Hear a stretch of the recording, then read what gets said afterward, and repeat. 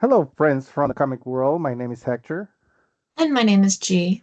and we're here to talk to you about the collected editions graphic novels that are coming out on May 2026. G and I work for Penguin Random House, so some of the we work for Penguin Random House, selling to the direct market around the world. And so the titles that you will see on this presentation are from the publishers that we represent into those markets. Um, Also note the way we do these is that G and I pick a few titles and we talk a little bit in depth about them at the first, and then after that we highlight a few other titles from the month that we think you definitely shouldn't miss, and then we will show you the rest of the list after that. So by the end of the video, you'll be able to see everything that goes on sale May 2026 as far as collected editions and graphic novels through Penguin Random House. So I think that's it. Without further ado, let's get started. And I think first is my first pick, which is Dave IDW Classic Collection, which is this collection of smaller, least expensive uh,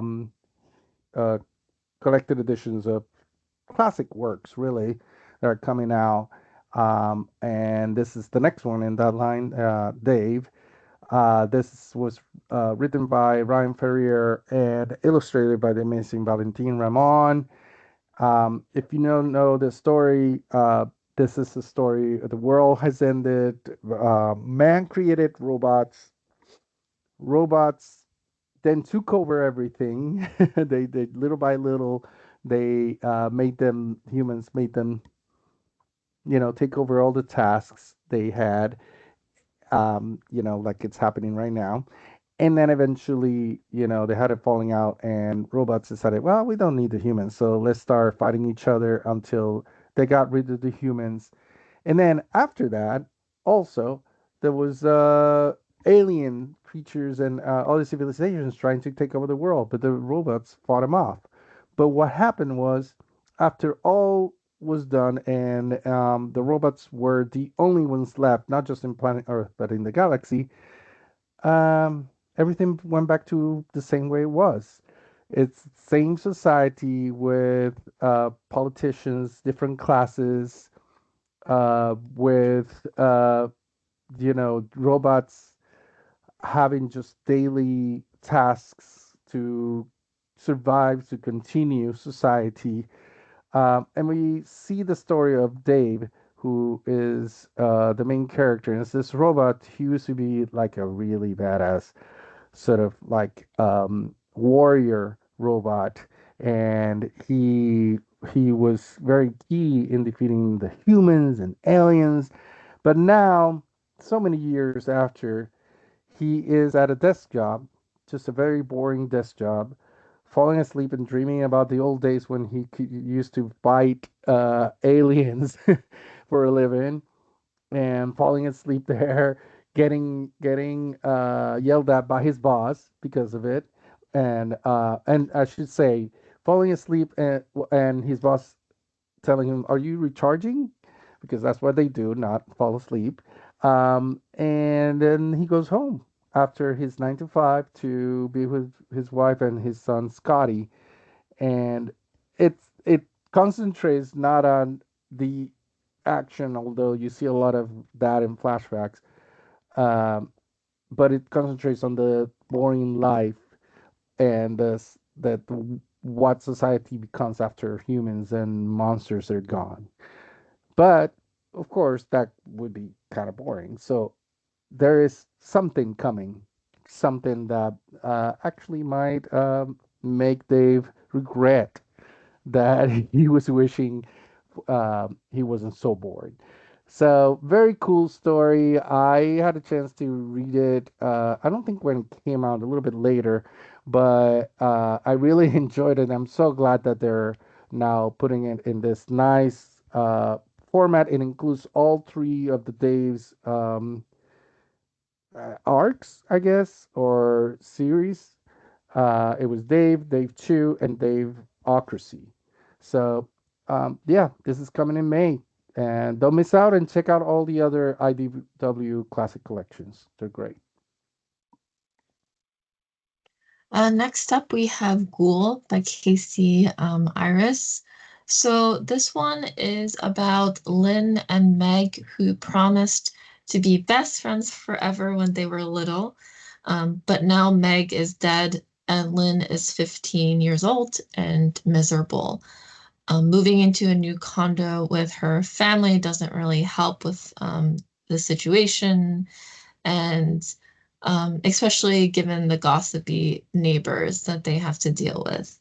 But when Lynn needs a friend the most, a monstrous cartoon ghoul comes out of the pages of a comic book into her life.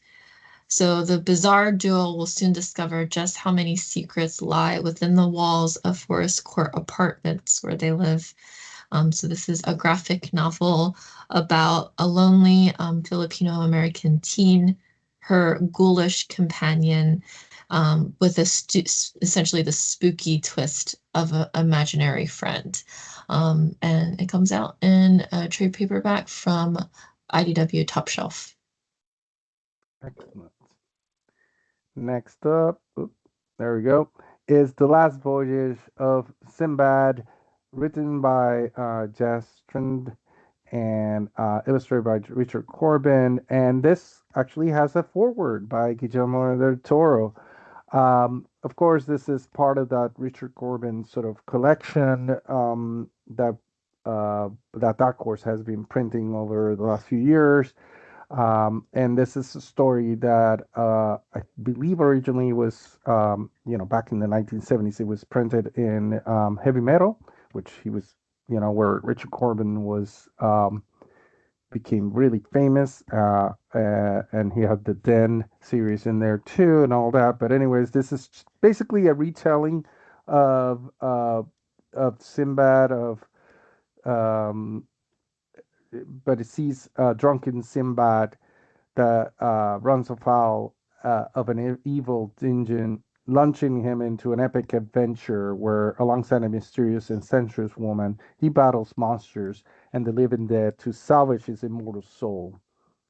So it's basically it's I love all the Arabian Nights stories and all this. I grew up, one of the things that they would show on TV back in Puerto Rico, where I'm from, in black and white on Sundays. It was old white black and white movies, sci-fi, sort of like really old, and they had a whole series of Sinbad voyages. So as soon as I saw this, yeah, I need to read this.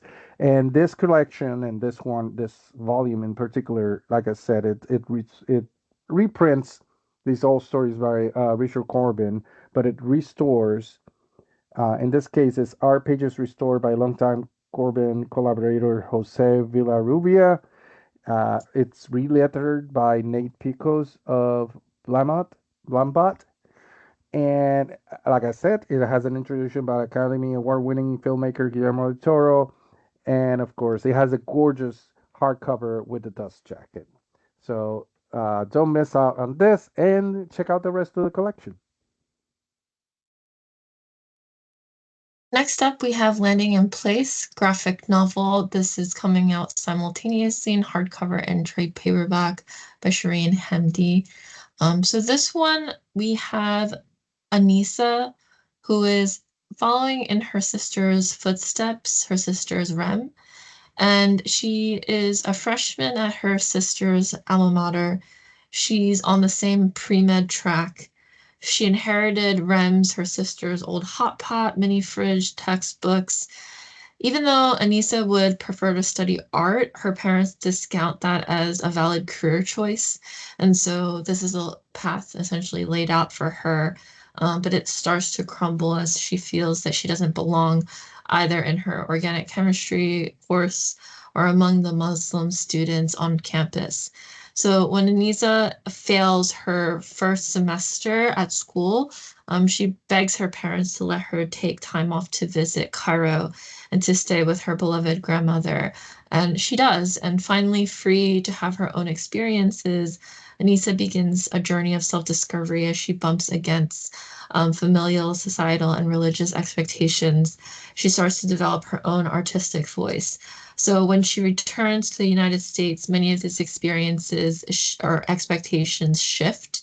She learns to draw on the love of friends and family, including those she's often at odds with, in order to stay true to herself. So this is very much a poignant coming of age graphic novel about this Egyptian American girl grappling with college, her family, the political realities of her world, in this beautifully drawn up graphic novel that you see here. Excellent. And next up is The Woods. This is by the great James Tynion the Fourth and illustrated by Michael Dialinas. This I can't believe I haven't read this because I'm such a big fan of James Tynion, but I also haven't read it and I have it. And I can't and you believe I have haven't it. read it. I Ah, do have so it now in you're gonna have to read it. hardcover. After I tell you about it, you're gonna have to read it. Yeah. So this is because it's an isekai. It's a Western Hmm. isekai, but it's an isekai and written by James Tynion.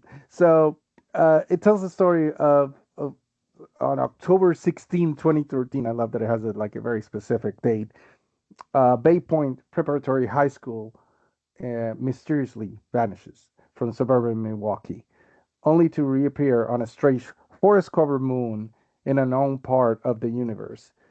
With no answers and no way home, students and faculty face terrifying alien wilderness filled with unmanageable threats and nightmarish encounters, alongside their desperate attempts to claim normalcy and rebuilding and a rebuilt society. So it is really right up my alley. It's the kind of thing I love. I did go through a couple of pages as I got started already. But it introduces you through the high school and the characters in the high school before they is their isekai or they're moved to the moon cover the forest cover moon, and it has the same sort of writtenness and humor that James Tynion is known for. I love it, and of course it's gonna be sort of part like I said, isekai, sort of a little bit of Lord of the Flies, a little bit mixed in with a little bit of um, what is that show recently? Oh, Yellow Jackets. It gave me a little bit of vibes of that. So I can't wait to read this, the whole thing, because like I said, I already read a few pages as in preparation to talking about it. And I can't believe I missed it. I am sure a lot of people out there are thinking the same. It's like, really, how did I miss this? So check it out. I think it's a hidden gem within the Boom Studios catalog for sure. All right. Okay, and then we have the Marsh Fellows. So after a nuclear war plunged the world into darkness, the last beacon of hope is the island utopia called Slumber City. So in this rainy, happy town, one angst-filled urchin doesn't see what there is to smile about, given the circumstances.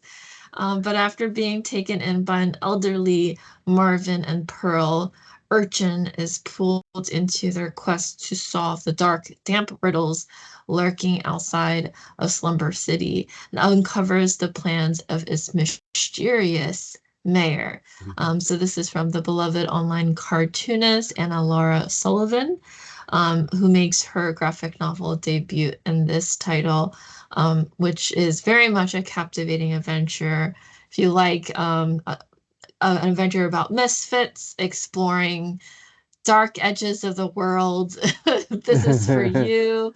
I think that's a capybara I was gonna stealing ask you. marshmallows. I I was gonna have ask you, is that a capybara eating marshmallows? A bag of marshmallows. I gotta read more to figure out Yeah. what's going on there. But this, I love the art in this one, so I had to pick Yeah. this one as my Very, very pick. cool. Hmm. All right. And I love the grandma looking person with the Fishing rod. wishing rod. Very cool. All right. All right. And then Oh, wait. there Sorry, what? I just noticed the fishing What? rod. If you follow the line, it connects to the bag of marshmallows. Oh, so She's she's trying fishing to the catch. capybara. Well, maybe she was trying to catch something else and caught the capybara. Who knows? Yeah, Well, that's why you have to read it. You have to read the gotta read it. marshmallows. Sounds like a lot of fun. Yeah. All right. So let's continue with highlighting some other titles that are coming in the month of May. We start with 30 Days of Night Deluxe Edition, Book 3, obviously by Steve Niles and other people. And then we have Batman Urban Legends Omnibus Volume 1 by Chip Zdarsky. Then we had collecting Bring On the Bad Guys by Mark Guggenheim. And then we have Broom Volume 2 by Jerome Pellissier and illustrated by Karen Hinder. And then we have from the DC Finest series collection, it's Deadman. How Many Times Can a Guy Die by Joe Samaxon. I'm sorry if I butchered that. All right, before we move on, I have to say something really quick. The Sure. marshmallows with the capybara, Yeah. I just realized it's probably a pun for marshmallows, but they called it Did you just catch marshmallows. it? I just catched it right now. Seriously. That is actually Okay. making me really happy right now. So you're gonna see me trying to order this. Before I saw the cover, I realized, oh, marshmallows. I wonder if it's like Marsh. marshmallow. All right, cool. Anyway, continuing on with You these keep highlights. discovering cool things about this book. That's great. Yeah. DC Finest, Supergirl, Die and Let Live by Peter David. We have DC Pride, The Heart of Wants, Tim Sheridan. This is cool. The EC Archives, the complete extra, Johnny Craig and Colin Dawkins. We have Immortal Legend, Batman by Matt Groom, and then of course the very adorable, the very cute Jeff the Land Shark, Friends and Rivals, Kelly Thompson. Yeah.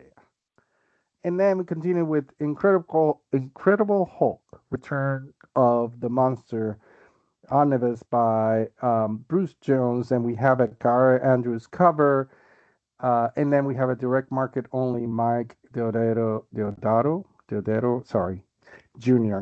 cover, and then we also have the Invincible Iron Man omnibus volume 4 by Mike Frederick, and we have a regular trade dress cover, and then we have direct market only with art from Jack Kirby. And next we have Justice League Red by Saladin Ahmed.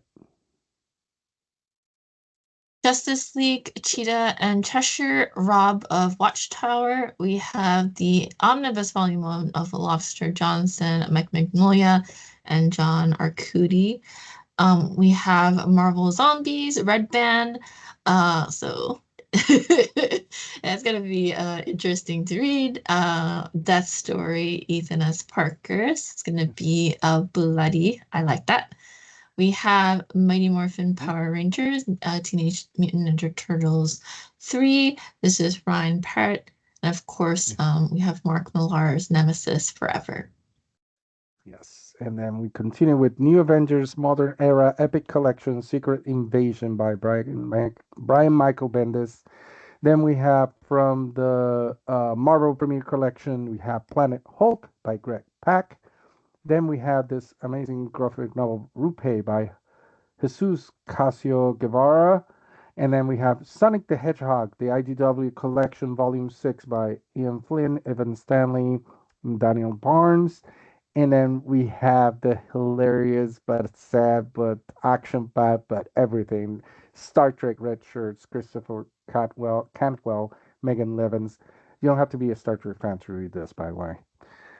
Mm-hmm. That is directed at me. No, I but do want to read then it. you get to present Star Wars. That's true. Star Wars Legends, Legacy Omnibus Volume 1, Jan DeSima cover, and we have Josh Ostrander on the as the creator here. And then we have the Travis Charis cover. This is the DM only version. Continuing on with Star Wars Out of the Darkness by Alex Segura. And of course, shifting gears completely, Yeah. we have Silly Valley Twins, first place by Francine Pascal. And then we have Teenage Mutant Ninja Turtles Ongoing Compendium, Volume 1.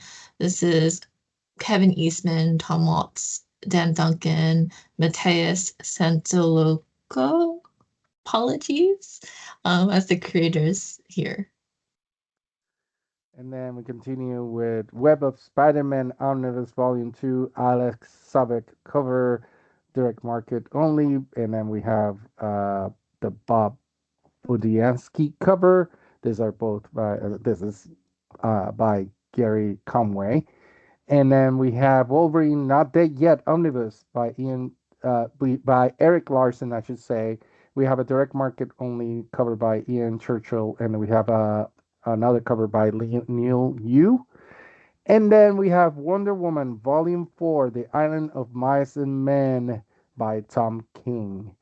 And that is it for what we're highlighting, but don't go away, stay so you can see the rest of the list. Everything else that's going to be publishing as far as collected editions and graphic novels during the month of May 2026.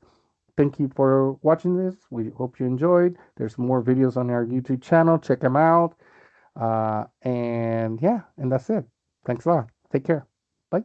Bye.